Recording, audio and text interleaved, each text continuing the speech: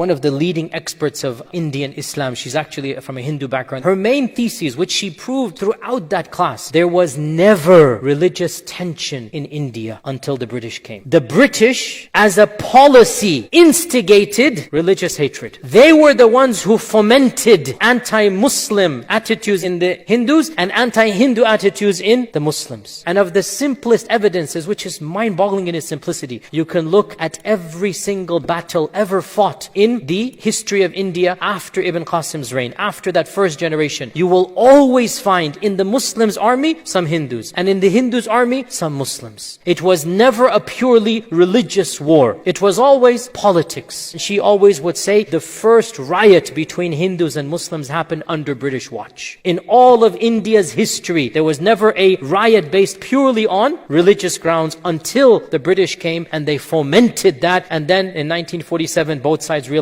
they cannot live with one another. And I say this, why? To calm some tensions of those who have some intellect. We understand there are religious differences between Hindus and Muslims. Sometimes those differences are irreconcilable. We will leave them to the next life. In this world, we don't have to be at each other's throats. It was the British that came, and the British did their deed, and as usual, they slithered away and they left the mess in the lands that they came with. And we see that mess right now with what is happening now.